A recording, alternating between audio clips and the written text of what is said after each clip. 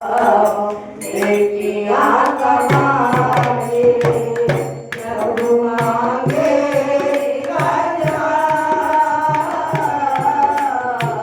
देखिया कमाए देना पड़ेगा हिवार, देखिया कमाए देना पड़ेगा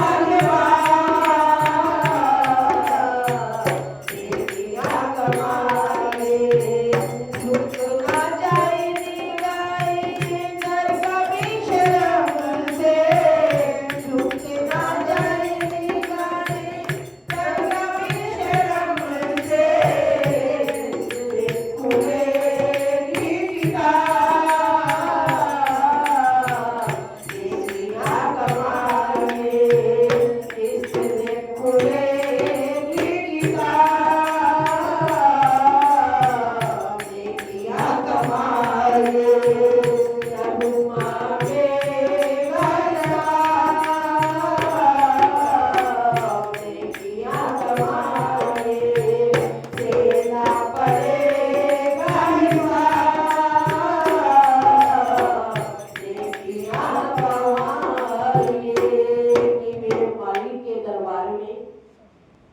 सब लोगों का खाता जैसा जैसा कर्म जो करता वैसा ही फल पाता।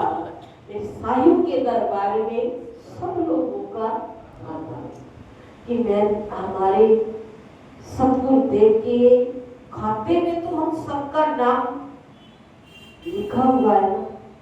हम सबने गुरु महाराज जी को अपना नाम लिखवाया हुआ है और गुरु महाराज जी ने अपने रजिस्टर के अंदर हमारा नाम दर्ज किया, लिखा।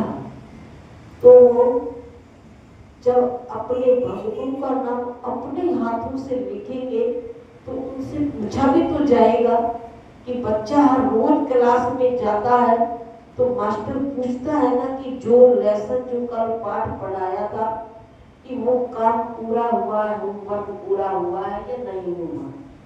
तो बच्चे को दिखाना पड़ता है, सुनाना भी पड़ता है, बताना भी पड़ता है।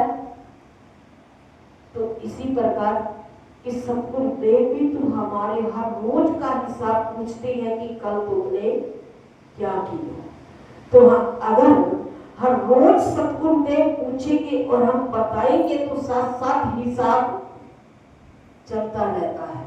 अगर हर रोज हिसाब किताब ना करें तो क्या हो जाता है, हिसाब लंबा हो जाता है कि कुछ याद नहीं रहता कि हमने कल क्या किया था।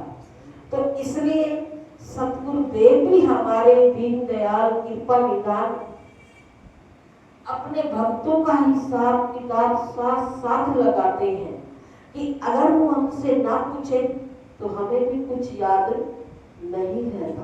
तो इसलिए अजामिल पापी होकर भी उसने चाहे वो बेटे का नाम पुकारता था लेकिन नाम तो भगवान का था ना।